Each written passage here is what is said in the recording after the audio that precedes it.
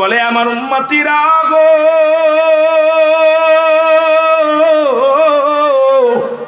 আমি নবী দুনিয়ার মধ্যে আগমন করলাম আমার উম্মতের কল্যাণের জন্য গো। ও দুনিয়ার মানুষ শোনো, আমার নবী কেমনে উম্মতের জন্য কল্যাণ কারক। তাকাবেন কোথায়? শরিয়াত, তরিকত, হাকিকত, মারেফাত।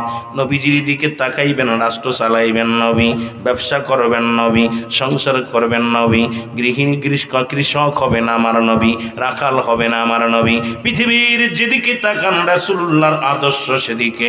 এই জন্য রাসূলকে বলেছেন বায়ানাত, উত্তম আখলাক, উত্তম চরিত্র। যা রাসূলকে দিয়েছে পৃথিবীর মধ্যে আর কাউকে দেয় নাই। জোরে জোরে চিল্লায় বলেন মারহাবা।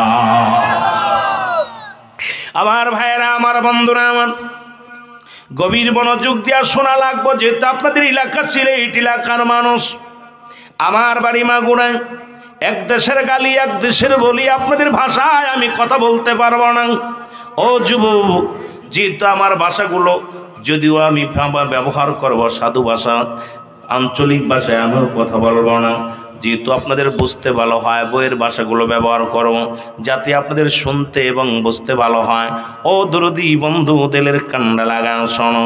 আজকে রাসূল বললেন উম্মতিরা রে, আমি নবী দুনিয়ার মধ্যে আগমন করেছি আমার উম্মতের কল্যাণের জন্যে। কারণ আমার উম্মতের সঙ্গে আমি কথাবার্তা বলতে পেরেছি, উম্মতের সঙ্গে চলাফেরা করেছি, উম্মতের সঙ্গে চলাফেরা করেছি। উম্মতিরা যেমনি সংসার করে আমি এমনি করেছি। কারণ শরিয়াত, তরিকত, হাকিকত সব দিকে আমি নবী রাহমাতাল লিল আলামিন। বুঝা নিবেন, বলেন নবী হায়াতি খায়রুল লাকুম। লম্বা চওড়া আলোচনা না, আলোচনার এর ভেদটা ভালো করে বুঝতে হবে। রাসূল এই দুনিয়ার মধ্যে আগমন করলেন, আবার রাসূল দুনিয়ার মধ্যে রাজত্ব ছিলেন, যিনি রাজ্য পরিচালনা করেছিলেন। আমার নবী বাদশারও বাদশা ছিলেন, দুনিয়ার মধ্যে এমনও ধনী ছিলেন রাহমাতুল লিল আলামিন। ও উম্মতিরা শোনো, আমার উম্মতের মধ্যে কিছু ধনী হবে, কিছু টাকাওয়ালা মানুষ হবে, ধন দৌলতের মালিক হবে। খবরদার খবরদার যেন হিংসা না করে, অহংকার না করে। কারণ আমি নবী এটাও প্রমাণ করে দিলাম, আমি নবী বাদশারও বাদশা। জোরে জোরে চিল্লায় বলা যাবে না মারহাবা। এ ধনী বড়লোক যারা আছো শোনো, রাসূল তো বাদশার বাদশা ছিল, নবীর ভিতরে তো অহংকার ছিল না, বিন্দু মাত্র রিয়া ছিল না। রাসূল এটা বুঝাই দিলেন, তোমরা যদি ধনী হও, আমি নবী তো বাদশা ছিলাম, আমি রাজ্য পরিচালনা করেছি, চেয়ার ধরেছি। মুসলমান গভীর মনোযোগ, আমি এগুলো পরিচালনা করেছি, তো আমার উম্মতের ভিতরে যেন অহংকার না আসে, উম্মতিরা যেন কি মুসলমান দুনিয়ার মধ্যে রেওয়ানা করেন। কারণ আমি নবীকে আল্লাহ পাক সর্বগুণের গুণান্বিত, সর্বহালাতের হালাত দিয়া আল্লাহ রব্বুল আলামিন আমার দুনিয়ার মধ্যে পাঠাইল। তাই তো নবীকে বলে বায়ানাত, উত্তম ব্যবহার, উত্তম আখলাক, উত্তম চরিত্র যা পৃথিবীর মধ্যে রাসূলকে দিয়েছে, রাসূলের উম্মতেরও সেইগুলো থাকার দরকার যা পৃথিবীর মধ্যে নবীর দেন নাই। নবী স্বামী হিসেবে ছিল শ্রেষ্ঠ, নবী বাবা হিসেবে ছিল শ্রেষ্ঠ, নবী গার্জিয়ান হিসেবে ছিল শ্রেষ্ঠ, নবী রাষ্ট্রনায়ক হিসেবে ছিল শ্রেষ্ঠ, নবী পৃথিবীর মধ্যে দিন মজুরি যে কাজ কাম পৃথিবীর মধ্যে ফাঁকি দেন নাই এখানেও ছিল শ্রেষ্ঠ, নবী রাজা হিসেবেও ছিল শ্রেষ্ঠ, নবী ইসলামের ধারক বাহক হিসেবেও ছিল শ্রেষ্ঠ, নবীদের নবী, সকল নবীদেরও নবীর শ্রেষ্ঠ নবী। সব দিকে আমার নবী, জোরে বলেন ঠিক কিনা। কোন দিকে আমার নবীর ভিতরে কমতি ছিল না, সব দিকে এই নবীকে শ্রেষ্ঠতার আসনে বসায় আছে। জোরে বলেন কে? সব নবীরা দিদার দিয়েছিল, রব্বুল আলামিন কিছু কিছু নবীর দিদার দিয়েছিলেন, তাও পর্দার মধ্যে। আমার নবী প্রিয় হাবিব রাহমাতুল লিল আলামিনকে পর্দা ছাড়া দেখা দিয়েছেন। শুধু তাই নয় মুসলমান শোনো, কারণ জিবরিল আমিন দুনিয়ার মধ্যে আগমন করেছে হযরত আদম আলাইহিস সালামের কাছে 12 বার, হযরত ইদ্রিস আলাইহিস সালামের কাছে 4 বার, ইব্রাহিম আলাইহিস সালামের কাছে আছে 42 বার, মুসা আলাইহিস সালামের কাছে আছে 450 বার। আর আমার আপনার নবী মাত্র 63 বছরের জিন্দেগির মধ্যে মাত্র 24,000 বার জিবরিল নবীর কাছে আসছে। জোরে বলা যাবে না মারহাবা। মাত্র 63 বছরের জিন্দেগিতে হুজুর আকরাম সাল্লাল্লাহু আলাইহি ওয়াসাল্লামের কাছে জিবরিল আসছে 24, জোরে বলুন কয়বার? আদম আলাইহিস সালাম 1000 বছর বেঁচে গেল, মাত্র এলো কয়বার? 12 বার। ইদ্রিস আলাইহিস সালামের কাছে মাত্র 4 বার। ইব্রাহিম আলাইহিস সালামের কাছে জিবরিল আমিন আসছে মাত্র 42 বার। মূসা আলাইহিস সালাম যিনি একাধিকবার আল্লাহর সঙ্গে দিদার করেছেন, সাক্ষাৎ করেছে, সেই মূসার সঙ্গে 450 বার। আর আমার নবীর সঙ্গে সচরাচর জিবরিল আমিন একটু হলেই আল্লাহ খবর পাঠাইতে, আমার বন্ধুরে যে বলো, বন্ধুর সাথে কথা বলতে চাই, বন্ধুরে জানাই দাও। আমার জিবরিল আমিনে মাত্র 24,000 বার রাসূলের কাছে আসছে শরীয়তের 63 বছরের জিন্দেগিতে। জোরে বলেন সুবহানাল্লাহ, আরো জোরে বলেন ঠিক কিনা? নবী প্রেম সুধা পান কর সবে মনবে দোনা যত না জুরাইবে। জোরে বলেন মারহাবা। মহব্বতের সঙ্গে দুরূদ শরীফ পড়েন আল্লাহুম্মা। এই সাউন্ড একটু বাড়া রেখেন। সাইয়্যিদিনা মাওলানা ওয়ালা আলি সাইয়্যিদিনা। এ মুসলমান গভীর মনোযোগ শুইনা লও গো, যে কথাগুলো বলি দিলের কান্ডা লাগা শুনে নাও। নবীজি পৃথিবীর মধ্যে মহাজন হিসেবেও কেমন ছিল তার প্রমাণ হযরত আনাস রাদিয়াল্লাহু তাআলা। বড় লোক হিসেবেও নবী কেমন ছিল শুনেন, আদর্শবান।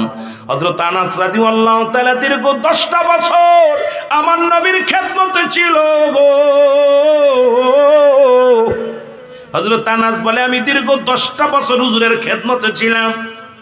অনেক সময় যদি পাটি বিছাইতে বলতো উঠায় ফেলতাম, যদি কোনো সময় কাপড় চাইতো, শুকনা কাপড় চাইলে ভিজা কাপড়ে নিয়ে দিতাম, পানি চাইলে গরম পানি চাইলে ঠান্ডা পানি নিয়ে দিতাম, স্যান্ডেল চাইলে জুতা নিয়ে দিতাম। কত ভুল করেছে আমার নবীর সঙ্গে। আল্লাহর কসম করে বলি, আমার নবীজি কোনোদিন আমাকে ধমক দিয়ে কথা বলে না। আর সুবহানাল্লাহ বলেন না।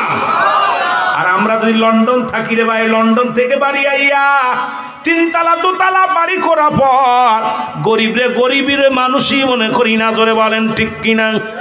কিন্তু রাসূলুল্লাহর আদর্শ কেমন ছিল বলে, দীর্ঘ 10টা বছর আমরা ড্রাইভারের সঙ্গে রাব ব্যবহার করি, কর্মচারীর সঙ্গে রাব ব্যবহার করি, দোকানদারের সঙ্গে রাব ব্যবহার করি। নবী ব্যক্তি হিসেবে কত ভালো ছিল, রাসূল শুধু মানুষ হিসেবে কেমন ছিল মুসলমান শোনো। কারণ আমার নবীজি হযরত আনাস সার্টিফিকেট দেন যে আমার নবীর খেদমতে আমি 10টা বছর কত ভুল করেছি, কত অন্যায় করেছি। আল্লাহর কসম করে বলি, আমার রাসূল কোনোদিন একটা ধমক দেন নাই। আমার নবীর মতো আর কোন নবী নাই। জোরে বলেন ঠিক কিনা? রাসূলুল্লাহর আদর্শ আমাদের ভিতর কারোর ভিতরে নাই। হলো নাকি ভাই? আমি মাওলানা রুহুল আমিন সিদ্দিকী আমার একটা কুড়িয়ে কথা কইলেই দেখবেন জ্বালা তুলে যাবে তার ভিতরে। কিন্তু রাসূলকে কত আঘাত, কত কষ্ট দিয়েছে আমার নবীকে, কোনোদিন নবী একটু শব্দ করেন নাই। আমার ভাইয়েরা, আমার বন্ধুরা, আমার শোনা নাও, বাবা হিসেবেও শ্রেষ্ঠ ছিলেন রাসূলুল্লাহ সাল্লাল্লাহু আলাইহি ওয়াসাল্লাম। এমন ভালোবাসা ছিলেন, রাসূল যখন কোথাও যাইতেন, ঘরের বাইরে যেতেন, আম্মাজান ফাতেমাতুজ জোহরা ডাক দিয়ে বলেন, দুনিয়ার মানুষ শোনো, আল্লাহর কসম করে বলি, আমার আব্বাজান যখন ঘর থেকে বাইরে যেতেন, সবাইকে যখন বলে যেতেন, সর্বশেষে আমি ফাতেমারে ডাকতেন, বুকের সঙ্গে নিয়ে আমার আব্বাজান আমার মুখের কপালের মধ্যে একটা চুমা দিয়া বলতো, ফাতেমারে আমি যাইতেছি। কারণ পৃথিবীর মধ্যে মেয়েদেরকেও ভালোবাসতেন, পৃথিবীর মধ্যে এমন ভালোবাসতেন। আম্মাজান ফাতেমাতুজ জোহরা ডাক দিয়ে বলেন, দুনিয়ার মানুষরে আমার আব্বাজান পৃথিবীর মধ্যে বাবা হিসেবেও শ্রেষ্ঠতা ছিল। জোরে বলেন সুবহানাল্লাহ। খাদিজাতুল কুবরা বলেন, পৃথিবীর মানুষ শুনে নাও, আমি এমন একজন স্বামী পাইছি, আরে পৃথিবীর মধ্যে আমার এই স্বামী পাওয়ার আগে আরো 2 জায়গা বিয়ে হয়েছিল। ও যুবক শুনে নাও, এক জায়গা 2টে মেয়ে আছে, এক জায়গা 2টা ছেলে 1টা মেয়ে। এর আগে আমি 5 জন সন্তানের মা, 5 জননীর মা ছিলাম। স্বামীও দুজন ছিল, কিন্তু রাহমাতাল লিল আলামিনকে যেদিন আমি স্বামী হিসেবে পালাম, পৃথিবীর মধ্যে এমন দামি স্বামী, এমন দায়িত্ববান স্বামী পৃথিবীর মধ্যে আমি আর কাউরেও পাই নাই। এর আগে যেহেতু উনি মুসলমান স্বামী ছিল, দুজন স্বামী ছিল, বলেন পৃথিবীর মানুষেরা রে, স্বামী হিসেবেও আমার স্বামী পৃথিবীর শ্রেষ্ঠ স্বামী, শ্রেষ্ঠ একজন দায়িত্ববান ব্যক্তি ছিলেন রাহমাতাল লিল আলামিন। সুবহানাল্লাহ বলেন না? কত কষ্ট করেছে। কোথাও যদি খানা খাইতে যাইতেন, রাসূল তার বিবির জন্য একটা অংশ নিয়ে আসতেন দাওয়াতে গেলে। সুবহানাল্লাহ বলেন না? কত ভালোবাসতেন বিবিরে। আম্মা জান খাদিজাতুল কুবরা বলেন, যদি হুজুর মাঝে মাঝে দাওয়াত আসতেন সাহাবীদের তরফ থেকে, হুজুর দাওয়াতে যাইতেন, ছোট একটা পেয়ালা করিয়া আমি খাদিজার জন্য খানাগুলো নিয়ে আসতেন। এমনও দিন গেছে খানা না খায়া বাড়ি এসে আমরা স্বামী স্ত্রী দুজনে খেয়েছি। সাহাবীদের বাড়ি থেকে খানা না খাইয়া হুজুরি নিজেই পেয়ালার মধ্যে আনছে, আনা পর রাতের বেলা দুজন একই প্লেটের মধ্যে খানা খেয়েছি। জোরে বলেন সুবহানাল্লাহ। খাইছেন নি কোনদিন? খাইছেন? স্বামী ভালো রেস্টুরেন্টে বৈশা ভিআইপি খাবার খায় প্রেমিকারে নিয়ে। যেটা বলেন ঠিক কিনা? স্ত্রী নিয়ে খাইছেন কোনোদিন? এক প্লেটে খানা খাবেন, যত নেকি। আহা, এই সমস্ত ওয়াজ করতে গেলে রাত শেষ, ওদিকে যেতে পারবো না, অনেক আলোচনা করবো। এই জন্য রাসূলের পুরোপুরি একটু ভালোবাসার ওয়াজ করে, কারণ আপনারা সবাই সুন্নি ভাই, এই জন্যই আমাদের আদর্শ করণীয় কি, এই জন্য আমি এটা বলে আমি মূল আলোচনায় যাব। মহব্বতের সঙ্গে দুরূদ শরীফ পড়েন। আল্লাহুম্মা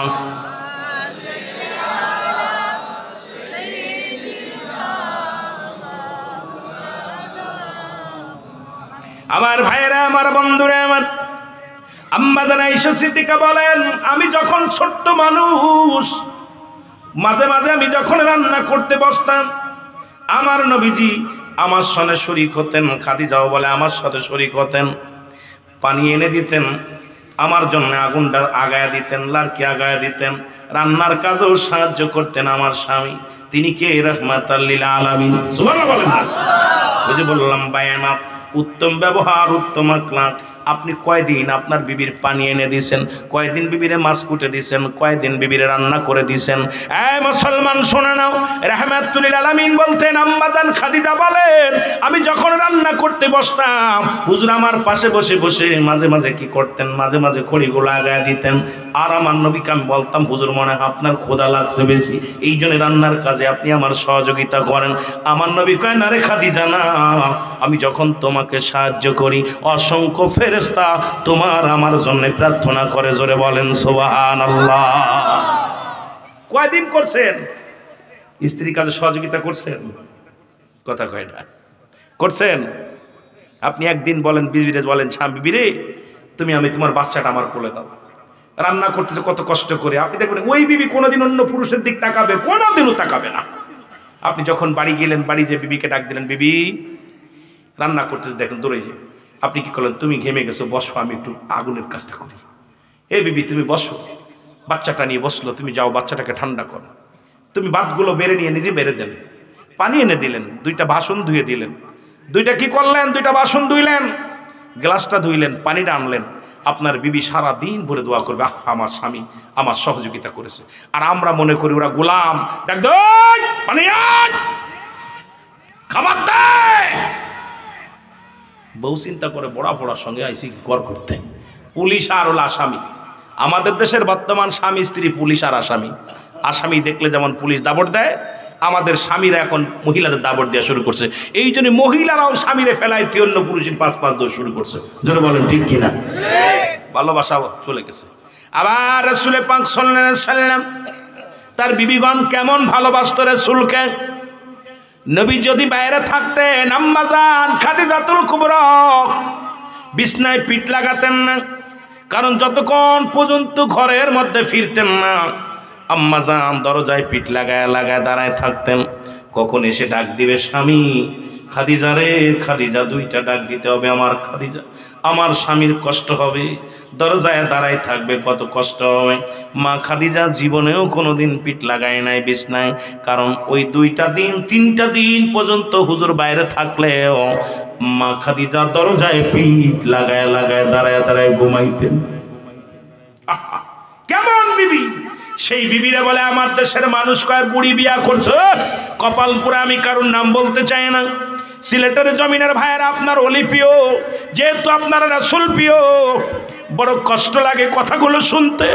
আমার নবী বলে আমার খাদিজা জীবনে কোনোদিন, আমি যখন ঘর থেকে বাইরে আসতাম আমার খাদিজা ওই দরজায় দাঁড়ায়া দাঁড়ায় ঘুমাইতো, দরজায় পিঠ লাগাইয়া শুধু জিমাইতো।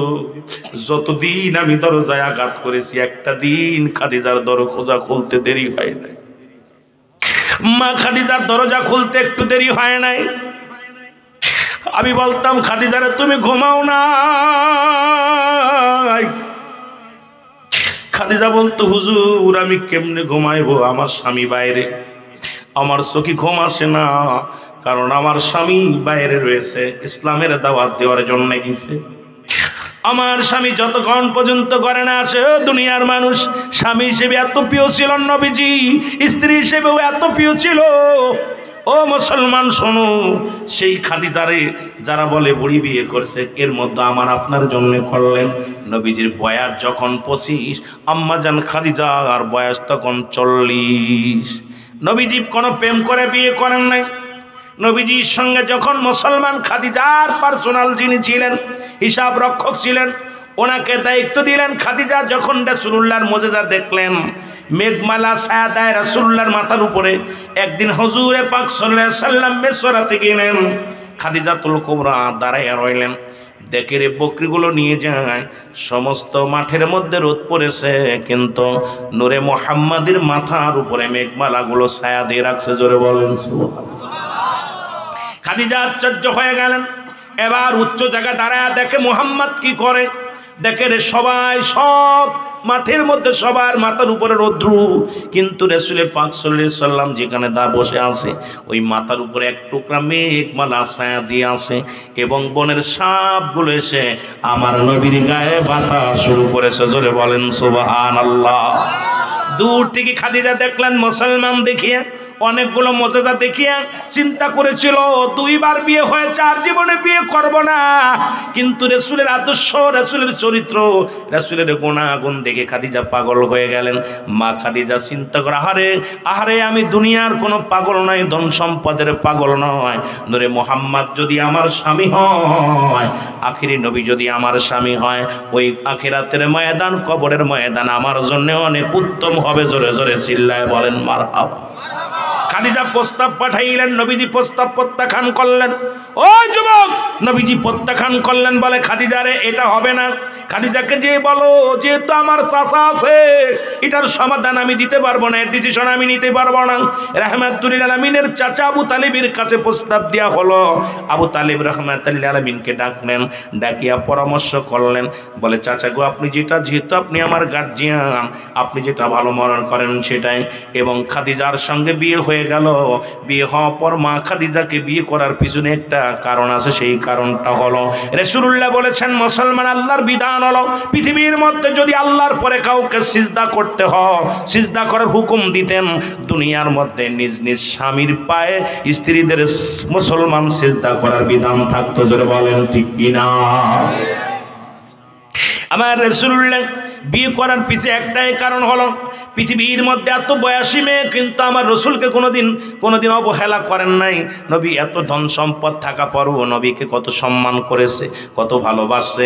আমার মুসলমান আমাদেরকে শিক্ষা দিলেন, আমার উম্মতিরা রে, তোমাদের বিবিগণ যদি তোমাদের চাইতে বয়সে বড় হয়, খবরদার খবরদার, তোমরা কোনোদিন চ্যাংড়া বলবা না, তোমার স্বামীকে সম্মান করবা, তোমার স্বামীকে শ্রদ্ধা করবা।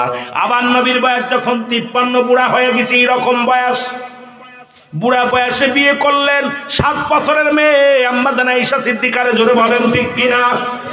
নবীর বয়স তখন 53, নবীর বয়স শেষ।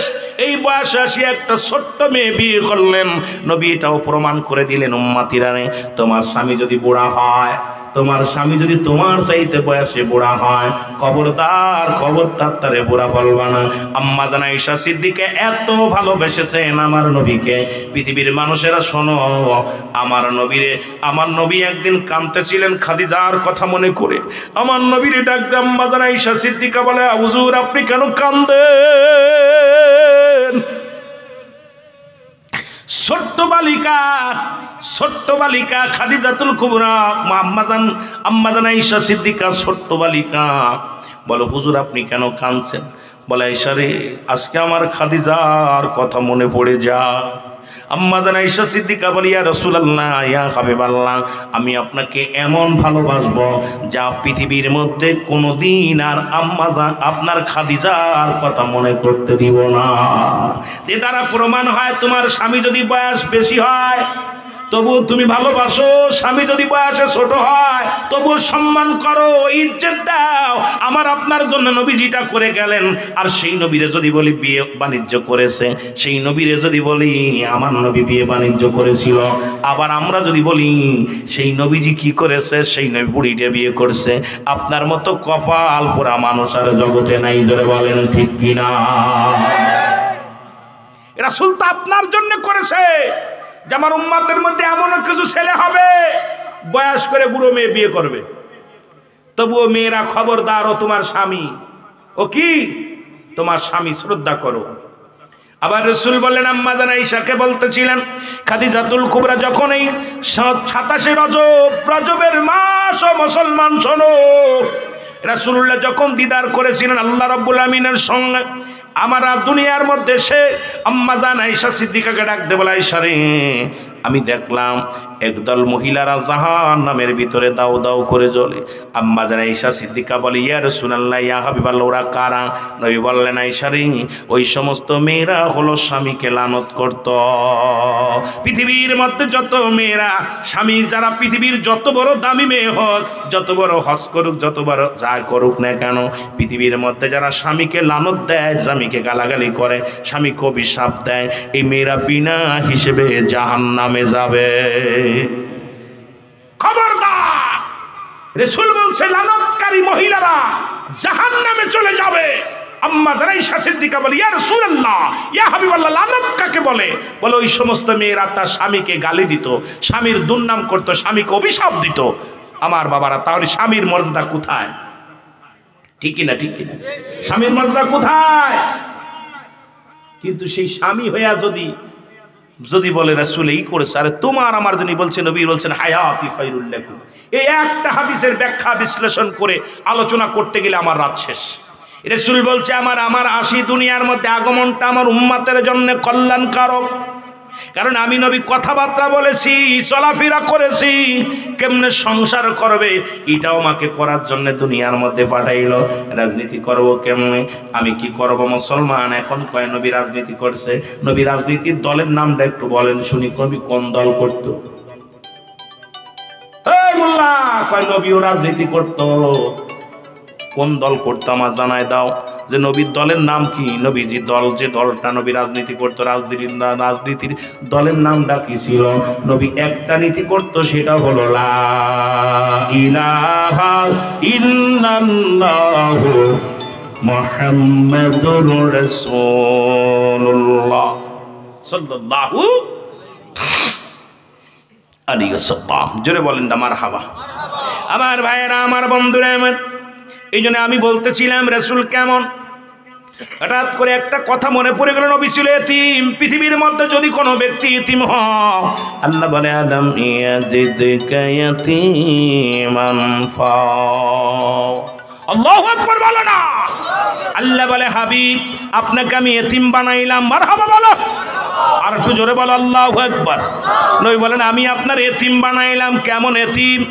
আপনি যখন মায়ের গর্ভে মাত্র 6 মাস, গভীর মনোযোগ, তখন আপনার বাবাকে আমি নিয়ে আসলাম।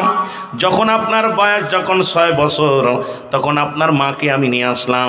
যখন আপনার বয়স 6 বছর 7 মাস, তখন আপনার দাদা আব্দুল মুত্তালিবকেও নিয়ে আসলাম।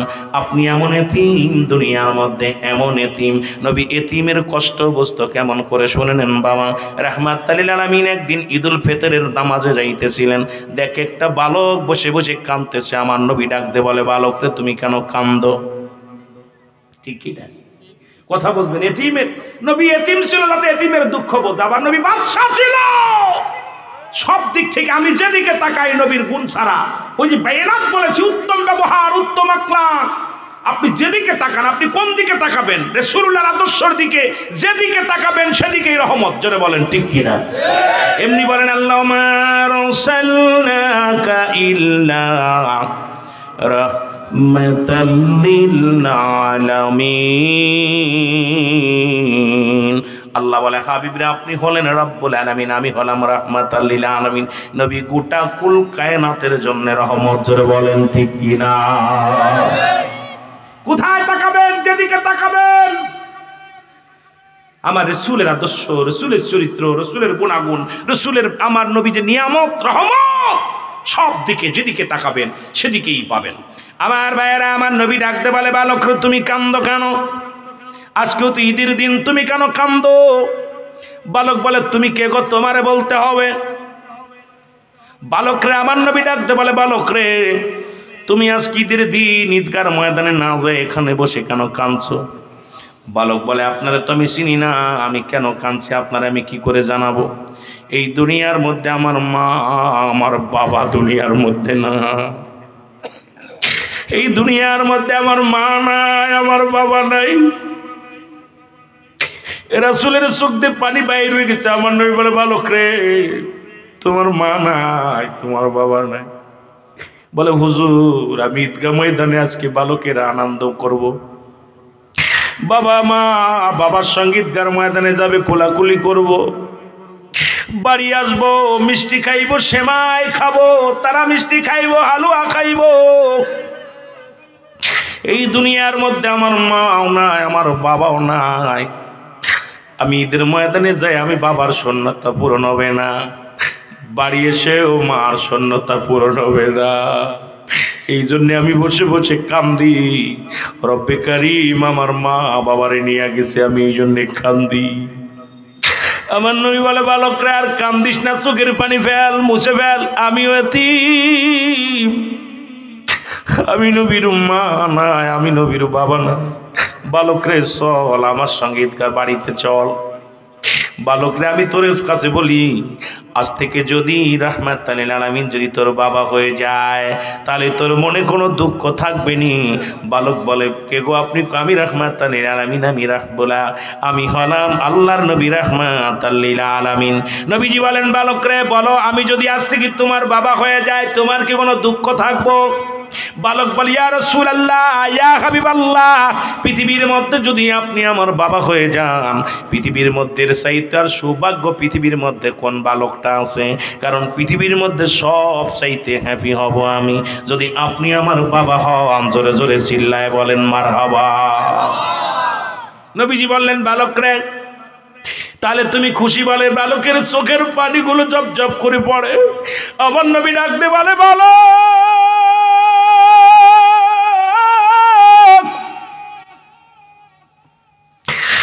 আজ থেকে যদি আম্মা জানাইসা তোমার মা হয়ে যায় তাহলে তোমার মনে কি আর কোনো দুঃখ থাকবে? ডাকতে বলে বালক, বালক ডাকতে বলে ইয়া রাসূলুল্লাহ, ইয়া হাবিবাল্লাহ, পৃথিবীর মধ্যে নবীর বিবি যদি আমাদের আম্মা হয়ে যায় পৃথিবীর মধ্যে আমার আর কোনো চিন্তা নাই। এর চাইতে সৌভাগ্য কপাল পৃথিবীর মধ্যে আর কারোর নাই। জোরে বলা যাবে না সুবহানাল্লাহ। দেখেন না নবীর আদর্শ, নবীর চরিত্র। রাসূলুল্লাহ বাড়িতে নিয়ে গেলেন, রাসূলের বিবিকে ডাক দেওয়া ইশারে জলদি করে বালকটাকে গোসল করে দাও, নতুন কাপড় পরায় দাও। ওকে ঈদগার ময়দানে চলে গেলেন আমার রাসূল। বলে বিবি রে আজ থেকে এই বালকের আম্মা বলে তুমি রে বিবি আজ থেকে তোমার আর একটা সন্তান, এই সন্তানকে লালন পালন করবা। এই সন্তান আমরা যদি নিয়ে যাইতাম বিবির সনে হট্টগোল বেঁধে যেত। কিন্তু রাসূল কি আদর্শ ছিল, নবীজির কি চরিত্র ছিল। আরে নবীর গুণাগুণ নিয়ে আলোচনা করলে রাতকে রাত চলে যাবে, আলোচনা শেষ হবে না। জোরে বলেন ঠিক কিনা? এ আমার ভাইয়েরা, আমার বন্ধুরা, আমার পৃথিবীর মধ্যে এমন নবী রাহমাতুল লিল আলামিনের উম্মত হতে পেরে আমরা বড় ধন্য। কারণ আমরা ও মুসলমান ধন্য। আমি মনে করি ৩-৪টা জায়গা ধন্য, যে সর্বনিম্ন 3টা জায়গা ধন্য। নাম্বার 1 হলো আমরা বিনা চাওয়ায় আখিরি নবীর উম্মত হয়েছি। জোরে বলেন মারহাবা। বিনা চাওয়ায় আখেরি নবীর উম্মত হয়েছি। মুসলমান শুনে নেন, 2 নম্বর হলো পৃথিবীর মধ্যে আমরা বিনা চাওয়ায় বিনা দরখাস্তে মুসলমান কুলে জন্মগ্রহণ করেছি, জোরে বলেন ঠিক কিনা। 3 নম্বর হলো আমরা সোনার বাংলাদেশে আগমন করেছি। সুবহানাল্লাহ বলেন, আরো জোরে।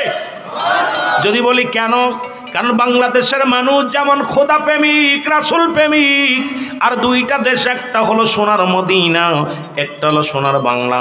এর মদিনার নামের সঙ্গে মিলে ডাকি একটা দেশ আমার বাংলাদেশ।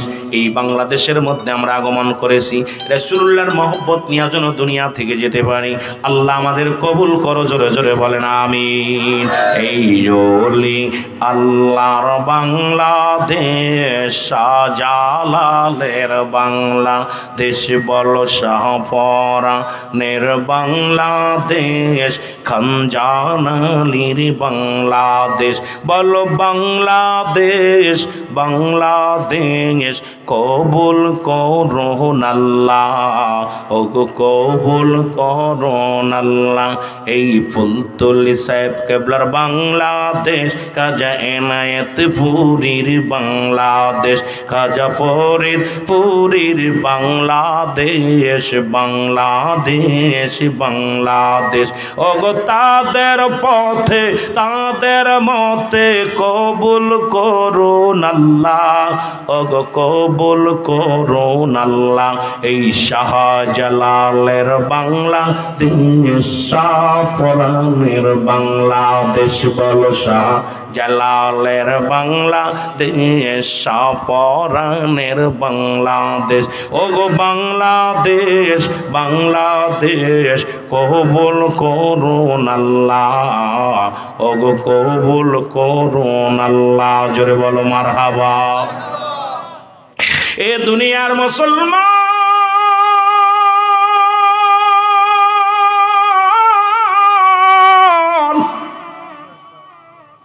এর রহমাতুল আলামিন এমন গরিব ছিল, আবার ধনী ছিল।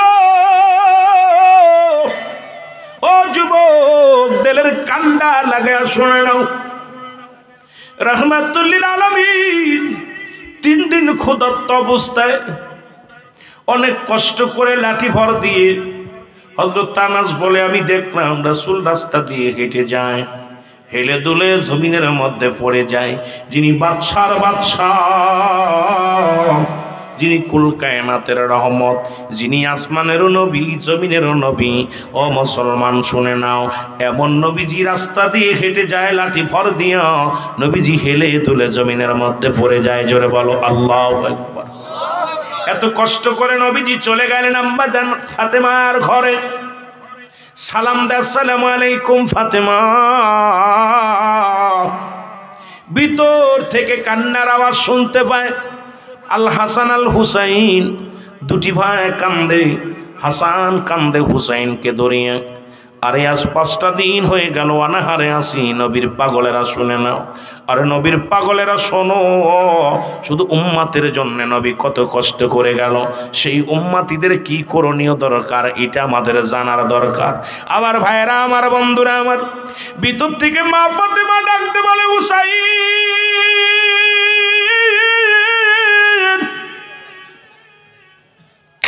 বাবা হুসাইন রে, আর কান্দিস না,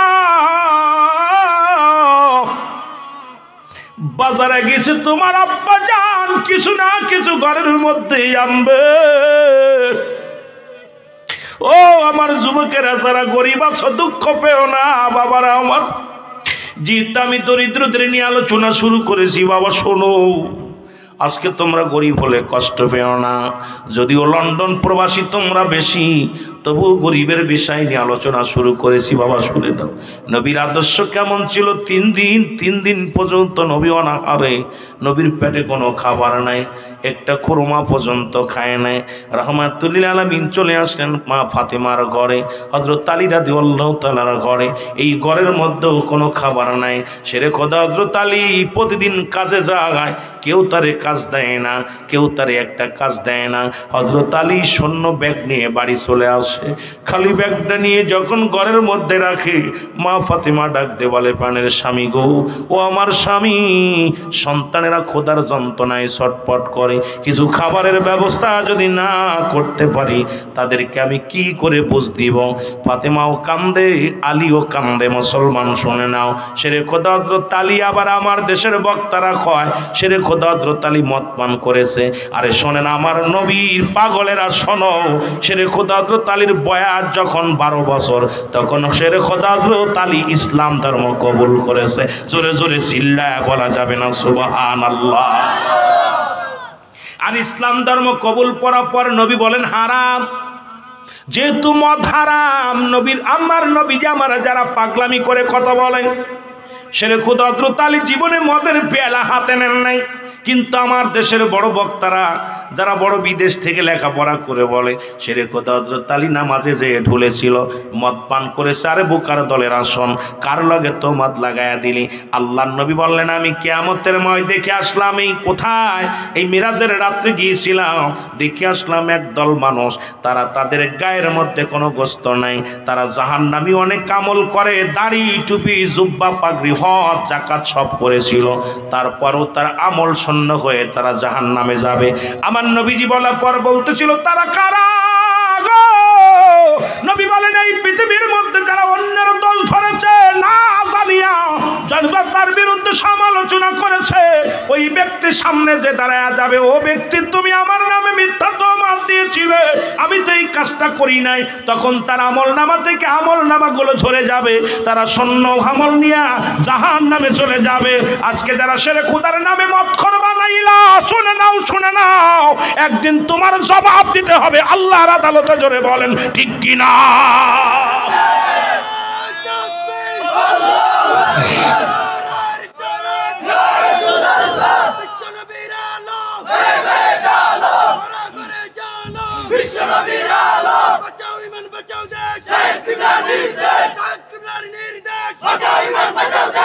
আলহামদুলিল্লাহ, বিশ্ব নবী না, রাহমাতাল লিল আলামিন, কুল কায়নাতের নবী বলবেন।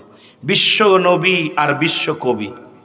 রবীন্দ্রনাথ ঠাকুর যদি বিশ্ব কবি হয়, তাহলে আমার নবী বিশ্ব নবী কেমনে হয়? কথা কি বোঝেন? সিলেটের জমিনে এই কথা আমি শুনতে পারি, কষ্ট পাইলাম। সিলেট অঞ্চলে আমার নবীর বিশ্ব নবী এখনো বললে তাহলে বোঝা গেল আমাদের ভিতরে বেজাল আছে। ঠিকই না? ঠিকই না? আমার নবী কোনো বিশ্ব নবী নয়, আমার নবী হলো কুল কায়নাতের নবী, দু জাহানের বাদশা, রাহমাতাল লিল আলামিন। শরিয়াতের কিবলা হলো কাবা, দু জাহানের কিবলা রাহমাতাল লিল আলামিন, মুনাজাতের কিবলা আরশ আজিম। সুতরাং নবী হলো দু জাহানের কিবলা। সুবহানাল্লাহ বলেন না? রবীন্দ্রনাথ ঠাকুর কি দুই জাহানের কবি? কথা ভারত আর বাংলাদেশের কবি হইয়া যদি তারে কই বিশ্ব কবি, আর আমার নবী গোটা পৃথিবীর কুল কায়নাতের নবী হইয়া সেই নবীরে যদি বলি আমার নবী বিশ্ব নবী, তাহলে এটা ভুল করি। জোরে বলেন ঠিক কিনা? আমি আপনাকে কিছু বলতেছি না, দুঃখ পেয়েন না, আমি শুধু বোঝানোর জন্য বললাম ভাই। আমি কাউকে কষ্ট দিয়ে কথা বলতে পারি না। আপনারা আশিকে রাসূল, আপনারা কষ্ট পাবেন, এই কষ্ট আল্লাহ পাক আমার উপরে অসন্তুষ্ট থাকবে। এই জন্যে আমার যুবক বাবারা, আমি অনুরোধ করবো সবসময় জন্য রসুলের শান শৌকাত যত উঁচু করতে পারেন ততই নবীর মর্যাদা আমাদের মাথার উপরে। আমার নবী আমার কলিজার মধ্যে, আমার নবীকে আমরা পায়ের নিচে রাখতে পারি না। জোরে বলেন ঠিক কিনা? যারা বলে নবী হযরত শেরে খোদা হযরত আলী মদ পান করেছে, শোনেন, মাত্র 12 বছর বয়স যখন শেরে খোদা হযরত আলী রাদিয়াল্লাহু তাআলা তখন ইসলাম ধর্ম কবুল করেন। সুবহানাল্লাহ। আরো জোরে বলেন সুবহানাল্লাহ। তাহলে বালককালে, একদম বালককালে হযরত আলী ইসলাম ধর্ম কবুল করেছে। তার নামে একটা মিথ্যা তহমাত যে নামাজে দাঁড়ায় সেরে খোদা হযরত আলী ঢুলতেছে। কত বড় চোর, বাটপার, গুন্ডা, ইহুদিদের দালাল, খ্রিস্টানদের দালাল। এই দালালগুলো আইয়া ইসলামের লিবাস লাগাইয়া আপনাকে আমাকে আমার নবীকে খাটো করে। আমাকে জুতা মার দুঃখ নাই, কিন্তু আমার নবীর ইজ্জতের চাদর ধরে টান দিলে আমাদের কলিজার মধ্যে লাগে। জোরে বলেন ঠিক কিনা? আমার নবীর ইজ্জতের চাদর ধরে টান দিলে মেনে নেব না। জোরে বলেন ঠিক কিনা? আমার ভাইরা, আমার বন্ধুরা, আমার যে কথাগুলো বলতেছিলাম, শেরে খোদা হযরত আলী সন্ন্যাতে ফিরে আসলেন, ভিতরে যা কান্দেন, স্বামী স্ত্রী দুজন দাঁড়ায় দাঁড়ায় কান্দে। শেরে খোদা হযরত আলীর কান্না দেখে ফাতেমা ডাক দিয়ে কয়, স্বামীরে, চোখের পানিগুলো মুছায়া দিয়ে বলে, স্বামীরে, কাজ পান না, তাতে কি হয়েছে? রব্বে কারীম একটা ফয়সালা করে দিবে, আপনি কানবেন না, কারণ আপনার চোখের পানি আমার হাসান হুসাইনের চাইতে আপনি আমার কাছে অনেক প্রিয়। আপনার চোখের পানি আমি সহ্য করতে পারি না। স্বামী দেখেন কত মর্যাদা, কত। আর আমাদের বিবিরা যদি বলতাম খাবার পারে না, এটা পারিনি, কয়টা বিয়ে করছিস কেন? যদি কয়েকটা পাখি জামা নিয়ে আসো, যদি কয় নাই টাকা নাই, কয় বিয়ে করছিস কেন? পাখি যার নাকি যাবো, কয়দিন আগে উঠলো কত ট্রাউজার, কত কি পোশাক। স্ত্রী যদি একটু ত্রুটি হলেই কয় বিয়ে করছি, এটা দিতে পারবা না, ওটা দিতে পারবা না। কিন্তু আম্মা জান, গভীর মনোযোগ, খাতুনে জান্নাত মা ফাতেমা তুজ-জোহরা, আমার নবীর কন্যা ফাতেমা কান্দে আর বলে, স্বামী, আমি কোনো কষ্ট পাই না দুনিয়ার মধ্যে, এত অভাব এত দুঃখ আমি কোনো কষ্ট পাই না, কিন্তু আপনার চোখের পানি যখন দেখি আমি ফাতেমা নিজেকে ধরে রাখতে পারি না, আপনি কাঁদবেন না। স্বামীর প্রতি শ্রদ্ধা কত ফাতেমা দেখাচ্ছে, ফাতেমাও দেখা দিচ্ছে স্বামীর প্রতি কত শ্রদ্ধাশীল হতে হবে।